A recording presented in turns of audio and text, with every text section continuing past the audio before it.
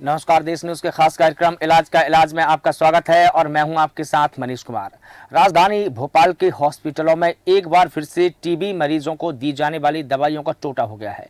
आलम यह है कि कई दिनों से मरीजों को FDC4 और FDCDC3 जैसी बेहद ज़रूरी दवाएं नहीं मिल पा रही है और ये दवाएं टीबी के एडल्ट मरीजों को दी जाती है।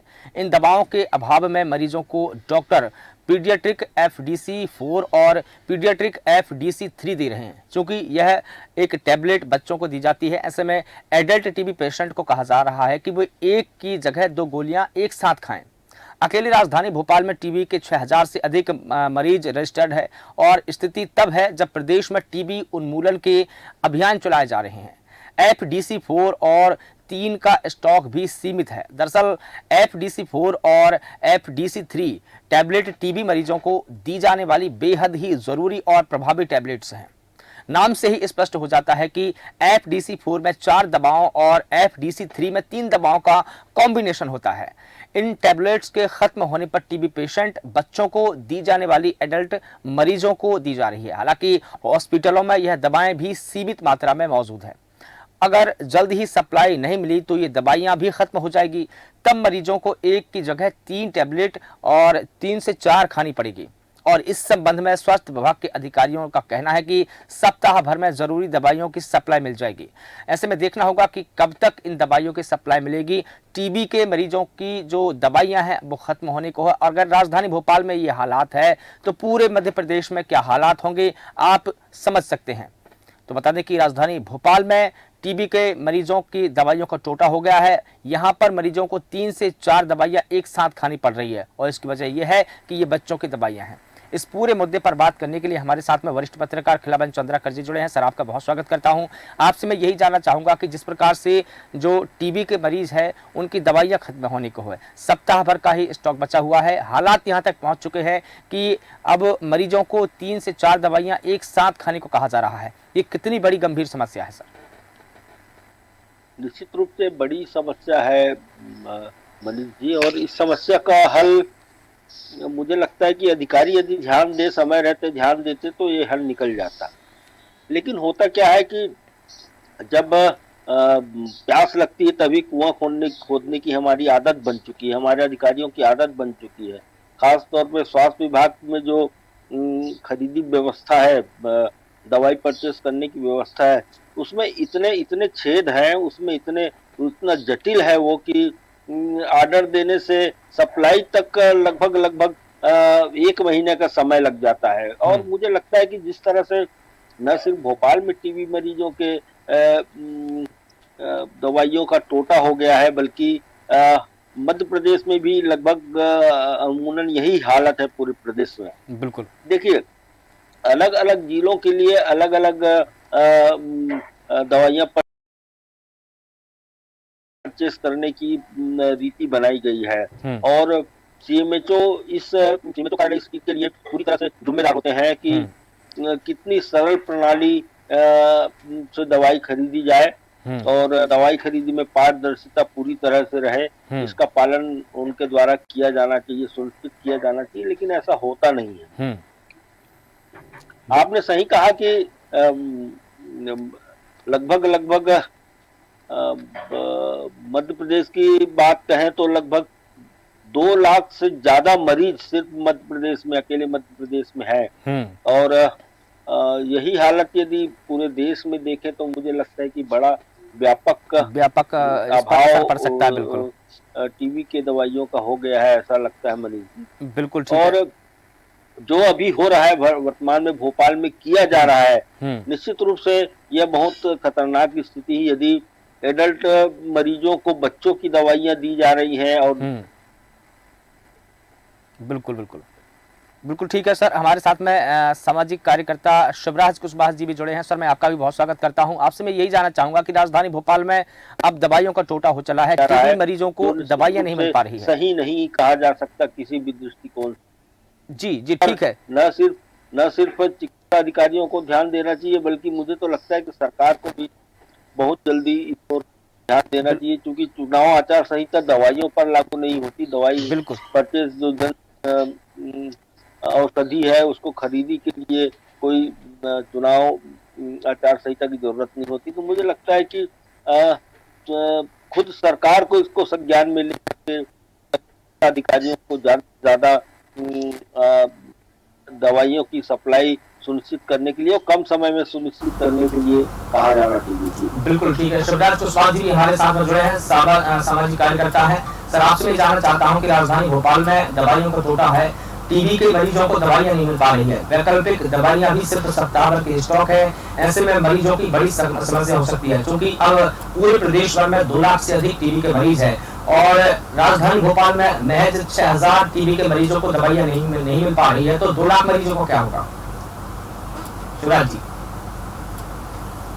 दवाई तो एक ऐसी चीज है कि जिसे हमें पहले से ही स्टॉक में लेना चाहिए और मुझे लगता है कि जब सरकार या अस्पताल प्रबंधन ऐसी दवाइयां खरीदता होगा तो वो पहले से उसका डिस्ट्रीब्यूशन भी तय करके रखता होगा कितना है, और जब उन्हें मालूम चलता है कि खत्म होने वाला है तो पहले उनको मंगाना चाहिए। लेकिन बहुत सारे अधिकारी मतलब इन चीजों पे ध्यान नहीं देते हैं, तो मुझे लगता है कि इनको तो ध्यान देना चाहिए कि ये बहुत ही मतलब विकट स्थिति है कि दवाइयां खत्म हो चुकी हैं और दवाइयां मरीज को मिल नहीं पा रहा है। इसके बाद में जो दवाइयां मिल रही हैं वो भी बच्चों की दवाइयां मिल रही हैं, कह रहे हैं कि डबल दवाई गोली खाइए। तो मुझे नहीं लगता कि ये समाधान है। दूसरा कि टीबी तो एक ऐसी बीमारी है कि उसका एक डोज भी यदि गैप होता है तो फिर से पूरे सिरे से उसको दवाइयों को लेना पड़ता है। तो ऐसे में यदि डॉक्टर और अस्पताल प्रबंधन ही इस तरह की चीजें करेगा तो फिर क्या फिर से वो पुरानी दवाइयां उनको शुरू करनी पड़ेगी, फिर से उतना लंबा टाइम पीरियड लेना पड़ेगा। बिल्कुल ठीक है। हमारे साथ हमारे पॉलिटिकल एडिटर प्रभात सक्सेना सर भी जुड़े हैं। सर, आपका बहुत स्वागत करता हूं। मैं आपसे यही जानना चाहूंगा कि जो सप्लाई चेन है मरीजों को दी जाने वाली गोलियों की, टैबलेट्स की, वो अगर एक बार टूट जाएगी तो मरीजों के लिए इस पर कितना प्रभाव पड़ेगा? क्योंकि मरीजों को 2 से 3 टैबलेट खानी पड़ रही है। बच्चों की 6000 से ज्यादा मरीज है, उनका क्या होगा सर? निश्चित रूप से अति संवेदनशील मुद्दा है और मानवीय संवेदनाओं से भरा हुआ है। अगर दवा के अभाव में किसी का दम निकले तो इससे शर्मनाक बात तो कुछ हो नहीं सकती। बिल्कुल ठीक है। और मध्य प्रदेश जैसे राज्य में अगर टीबी जैसी गंभीर बीमारी की दवा नहीं है तो फिर प्रशासन में बैठे लोगों के लिए एक बहुत बड़ा चुनौती है, उनके लिए चुल्लू और पानी में डूबने की बात है। बिल्कुल भाई, आखिरकार आप क्यों इंतजार करते हैं जब आखिरी खून बचे, उसके बाद आप जो है वो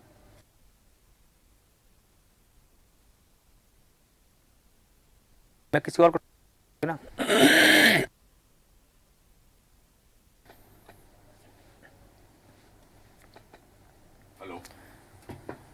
तो बता दें कि राजधानी भोपाल में ये हालात है कि अस्पतालों में एक बार फिर से टीबी के मरीजों को दी जाने वाली दवाइयों का टोटा हो गया है। आलम यह है कि कई दिनों से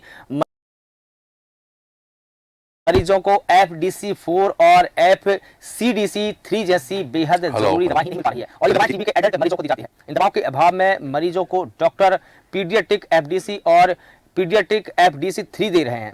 और हमारे साथ में हमारे पॉलिटिकल एडिटर प्रभात सक्सेना सर बात करें। सर, जैसा कि हम बता रहे हैं कि एडल्ट जो टीबी के पेशेंट है उनको कहा जा रहा है कि वो एक ही जगह 2 गोलियां खाएं। अगर ये हालात रहे तो फिर उनमें सुधार कैसे होगा? ये बीमारी तो और बढ़ती जाएगी। देखिए मनीष, मैं आपको बताऊं कि ये बड़ा अति संवेदनशील मुद्दा है, मानवीय संवेदनाओं से भरा मुद्दा है। और अगर टीबी के मरीजों को अगर मान लीजिए दवा के बगैर उनका दम निकलता है तो इससे शर्मनाक बात तो कुछ हो ही नहीं सकती। जिला प्रशासन हो चाहे स्वास्थ्य का अमला हो, इतना लंबा चौड़ा बजट होने के बावजूद अगर समय पर दवाई मुयस्सर नहीं है तो ये तो उनके लिए बहुत ही शर्मनाक विषय है। और चुनाव आचार संहिता का इससे कहीं से कहीं तक कोई निर्णय नहीं है, क्योंकि ये अति आवश्यक सेवाओं में आता है, इमरजेंसी सेवाएं हैं। अब मैं आपको बताऊं कि अगर हम स्वास्थ्य सेवाओं की बात करें तो अभी 31 मार्च से जब बजट का पुराने बजट का समापन था और नए बजट की शुरुआत थी तो लगभग 100 करोड़ रुपए का खर्च किया है प्रशासन ने, स्वास्थ्य अमले ने, और वो ऐसे इक्विपमेंट खरीदे हैं जिनकी जरूरत ही नहीं है। उसकी अगर आप जांच कर लेंगे तो दूध का दूध और पानी का पानी हो जाएगा। बिल्कुल ठीक। ये स्वास्थ्य अमले में जो मलाईदार विभाग कहा जाता है, इसमें जाने के लिए अधिकारी और वहां पर जो एक लंबी भ्रष्टाचार की श्रृंखला है, वो उनको इससे मतलब ही नहीं है कि अति आवश्यक सेवाओं की जरूरत है, दवाइयां मरीजों को मिल रही है कि नहीं मिल रही है, इसकी तरफ ना तो कोई जनप्रतिनिधि ध्यान देता है, ना कोई अधिकारी ध्यान देता है। ये जब मैंने कहा ना आखिरी बूंद बचती है तब पूरा खोलने की बात करते हैं। तो ये जो गंभीर लापरवाही है, और वाकई में टीबी जैसी गंभीर बीमारी का अगर इनके पास दवा नहीं है, इनके पास इलाज नहीं है, तो फिर क्या है इनके पास में? बिल्कुल। तो ये और ऐसा नहीं है कि इनके पास कोई बजट की कमी है, बजट मिलता है, बजट कहाँ लगाया जा रहा है जिन इक्विपमेंट की जरूरत ही नहीं है। अभी 31 मार्च से पहले 100 करोड़ खरीदी कर ली, जांच की जाए तो पानी का पानी जाएगा, मैंने को बताया। तो ऐसा क्यों होता है अगर कि मलाईदार विभाग में बैठे अधिकारी हो, चाहे ये बड़े वरिष्ठ अधिकारी हो, जो जिनका स्वास्थ्य लेना नहीं है वो अधिकारी है, और वो सिर्फ एक अपना समय गुजारने के लिए और कैसे फाइलों पर वो अपनी कुंडली बनाकर बैठे और अति आवश्यक सेवाएं हैं उन पर ध्यान न देकर उन पर ध्यान दे जहाँ से कमीशन पूरी हो, तो उसी के लापरवाही, उसी का खामियाजा भुगतना पड़ता है आम जनता को, आम गरीब को, बड़े लोग को बड़े जगह इलाज करा लेते हैं, उन्हें तो कोई दिक्कत नहीं है। तो इस पर जो है प्रशासन को, शासन को अति गंभीरता से विचार करना चाहिए,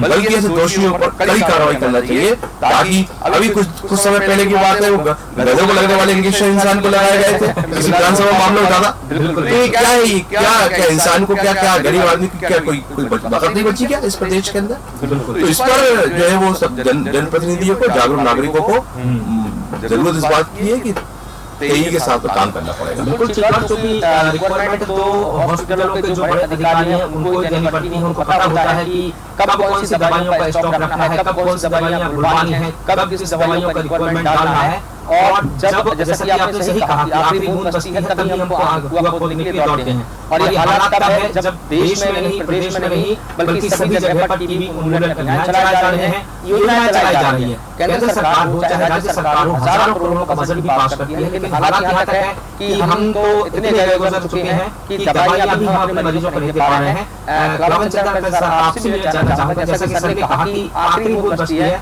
तब हम कुआं खोदते हैं। ये हालात हमारे मध्य प्रदेश में ऐसे हो चुके हैं कि अभी 100 करोड़ का बजट मिला, हमने ऐसे इक्विपमेंट खरीदे जिनकी हमको जरूरत नहीं, जैसे कि बाबा सक्सेना सर ने बताया। क्या वाकई हमको उन सब पर सोचना पड़ेगा कि जिनकी जरूरत है या नहीं है उन पर हम सोचें और ये समझें कि हमको जो चीजों की जरूरत है वो पहले मिले।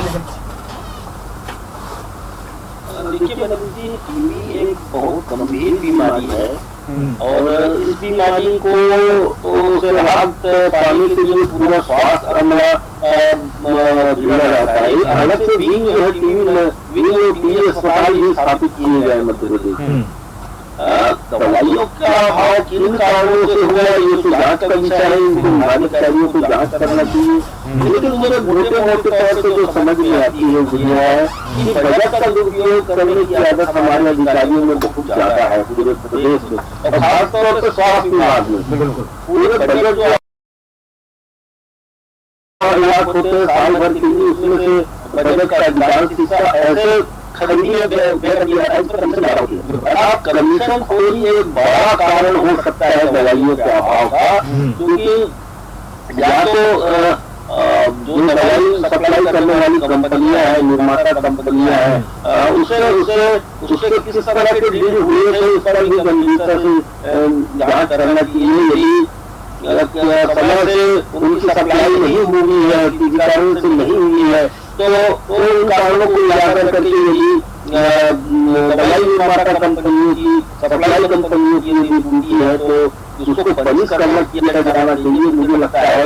और ये अधिकारियों की ड्यूटी है, इसमें अधिकारियों की लापरवाही झलकती है, दिखाई देता है, तो जांच का विषय है। जांच के बाद यदि लापरवाही सामने आती है तो उन पर भी कार्रवाई की जानी चाहिए। एक गंभीर बीमारी है, गंभीर बीमारी में मुझे लगता है, मुझे जहाँ तक जानकारी है कि नियमित तौर पर एक दिन की भी कमी होती है, तो स्वास्थ्य का चयन है, स्वास्थ्य लाभ का चयन है वो पूरी जाता है, और फिर से स्वास्थ्य लाभ के लिए दवाइयाँ लेने की जरूरत पड़ती है। दूसरी बात ये भी है कि जिस तरह से बच्चों की दवाइयों को, बच्चों के डोज को बुजुर्गों को दिया जा रहा है, तो इस बात पर भी गंभीर तरह से जांच की जानी चाहिए कि क्या खरीदी के समय बच्चों की दवाइयां ज्यादा मात्रा में खरीदी गई। बिल्कुल बिल्कुल।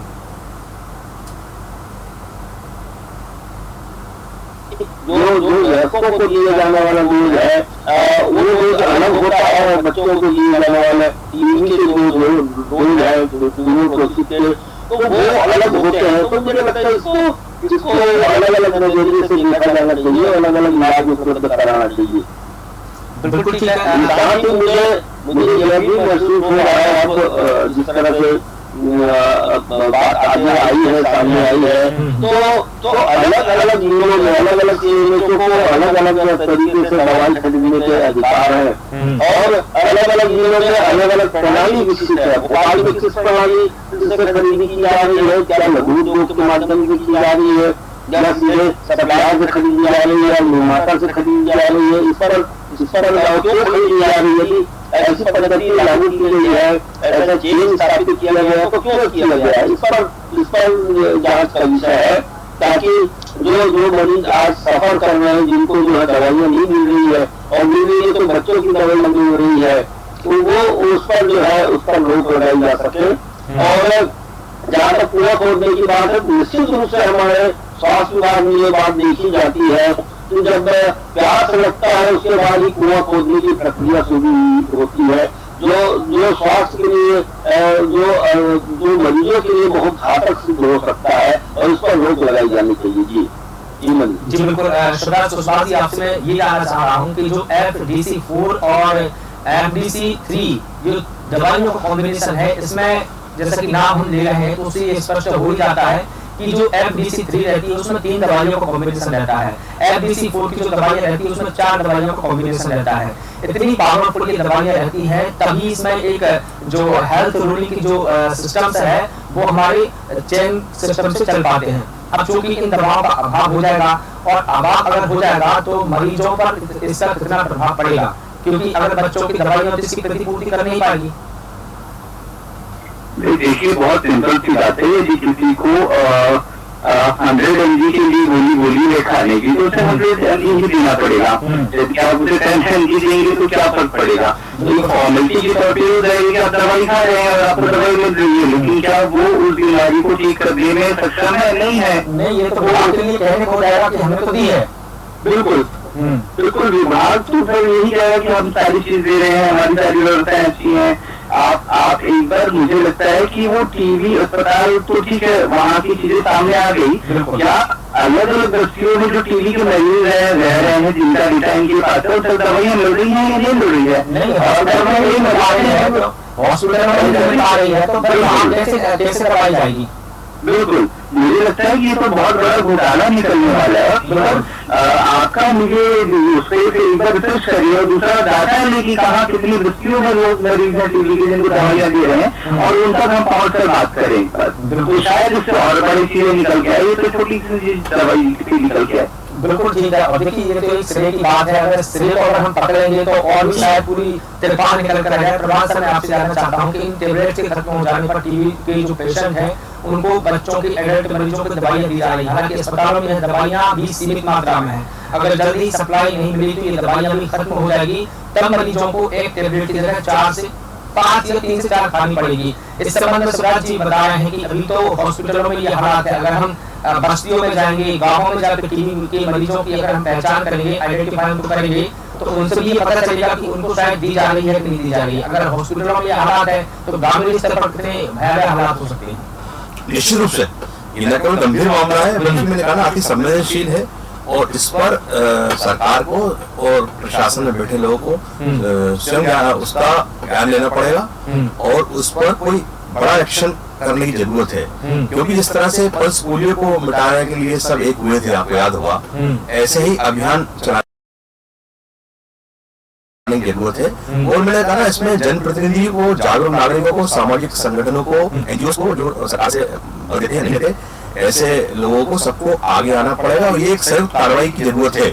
इसमें फोटो खिंचा के सिर्फ इतिश्री करने की जरूरत नहीं है कि हमने बस्ती में फोटो खिंचवा लिया और अखबार में छपवा लिया, नहीं, हमें काम करके दिखाना पड़ेगा और इसकी बाकायदा हर वार्ड स्तर पर, ब्लॉक स्तर पर और जिम्मेदारी अधिकारियों को तय की जाए, मॉनिटरिंग हो और ग्रामीण स्तर की स्थिति हो और मंत्री जो है इस विभाग का उसके अधिकारियों को उसको इस बात के निर्देश देना पड़ेंगे कि वो बाकायदा हर दिन की रिपोर्टिंग करे और बताए कि किस जिले में क्या स्थिति है। तभी जाके ये कंट्रोल रूम बनाना पड़ेगा और दवाइयों की सप्लाई को तत्काल वो अगर नहीं है तो उनकी पूर्ति करना पड़ेगी और तभी जाकर इस पर हम कंट्रोल कर पाएंगे, नहीं तो ये स्थिति जो है भयावह होती चली जाएगी। क्योंकि आज आपने इस कार्यक्रम के माध्यम से जागरूकता का ही काम किया है, तो ये हमारे मीडिया के लोग हो, चाहे हमारे सामाजिक कार्यकर्ता हो, पार्षद हो, सरपंच हो, पंच हो, ये तमाम लोग जो जिन्होंने सरकार के और आम लोगों की बेहतरी की जिम्मेदारी लिए, जब वोट देने जाते यही बात करते हैं ना कि हम आप ये करेंगे वो करेंगे, तो फिर ये जिम्मेदारी भी उनको लेना पड़ेगी। और जब उनके पास वोट मांगने कोई आए, लोकसभा चुनाव चल रहा है, तो इनसे भी सवाल जवाब किया जाए कि मेरे अस्पताल में इस चीज की कमी है, इसके लिए आपने क्या किया तो क्यों नहीं किया। जब तक ये चीजें जागरूकता नहीं आएगी, मैंने फिर आपसे कहा, तब तक कुछ नहीं होने वाला है। ये सिर्फ इतिश्री कर देना, 4 जगह फोटो खिंचवा के झंडी दिखा के, इससे काम नहीं चलेगा। काम जब चलेगा जब आपको अपनी जिम्मेदारी का एहसास होगा और आपकी जिम्मेदारी फिक्स होगी, उसका बाकायदा हर महीने उसका उस पर मीटिंग हो, उसका तभी दूध का पानी का पानी हो पाएगा। सरकारी अस्पतालों की स्थिति किसी छुपी नहीं है, बड़ी दयनीय स्थिति है। यही वजह है कि नर्सिंग होम की तरफ लोगों को जाना पड़ता है, निजीकरण की हम बात करते हैं, यही कारण है। चाहे सरकारी स्कूलों चाहे सरकारी दफ्तर हो, सबकी हालत यही है, लापरवाही का आलम है। और अभी सबसे अच्छी आड़ ये है मनीष जी के साथ चुनाव आचार संहिता लगी है, सबके पास एक ही हथियार है। कल मुख्यमंत्री को बोलना पड़ा भारतीय जनता पार्टी कार्यकर्ता सम्मेलन के अंदर, पटवारी जब बात होती है तो पटवारी कलेक्टर का बाप बन जाता है, ये मुख्यमंत्री को मध्य प्रदेश को बोलना पड़ा। कितनी शर्मनाक बात है। तो क्या स्थिति है नीचे तक की, ये एक उनके डायलॉग से, एक उनके उससे मालूम पड़ता है जब उन्होंने कहा। तो ये आखिर स्थिति क्यों आती है कि प्रदेश के मुखिया को एक पटवारी जैसे व्यक्ति के लिए बोलना पड़ रहा है, कलेक्टर को उसको अपना बाप बनाना पड़ रहा है। ये शाजापुर की बात। तो ये तमाम चीजों पर जब तक की गंभीरता से इन पर कार्रवाई नहीं होगी, संज्ञान नहीं होगा, उनको मालूम आज सस्पेंड है, कल फिर बाहर हो जाएंगे, एक नजीर बनना चाहिए। अगर हम सजा दे रहे हैं तो सजा की भी एक नजीर बने, जिससे प्रदेश में और देश में अच्छा माहौल हो, अच्छी छवि बने। आपने बिल्कुल ठीक कहा सर, क्योंकि हमारे पास में समय का अभाव है, तो पूरी परिचर्या यहीं पर रुकना पड़ेगा। तो इस संबंध में जब स्वास्थ्य के विभाग के अधिकारियों से सवाल किया गया तो उनका कहना है कि 8 से 10 दिनों में या सप्ताह भर में जो जरूरी दवाइयों की सप्लाई है वो मिल जाएगी। टेंडर जारी किए गए हैं और लगता है कि 10 या 12 दिन में इन दवाइयों की सप्लाई आ जाएगी। लेकिन सवाल यह है कि इन दवाइयों का टोटा पड़ा ही क्यों? क्या स्वास्थ्य विभाग के अधिकारियों को महीने भर की या 6 महीने की जो सप्लाई है वो पहले से स्टॉक में नहीं रखनी चाहिए थी? जब दवाइयाँ खत्म हुई तभी क्या स्टॉक लेना ज़रूरी है? ये तमाम प्रकार के सवाल है स्वास्थ्य विभाग पर, स्वास्थ्य विभाग के अधिकारियों पर और यहाँ तक कि स्वास्थ्य मंत्रालय पर भी खड़े हो रहे हैं। फिलहाल देश न्यूज़ के खास कार्यक्रम में इतना ही। मुझे दीजिए इजाज़त और आप लगातार बने रहिए देश न्यूज़ के साथ। नमस्कार।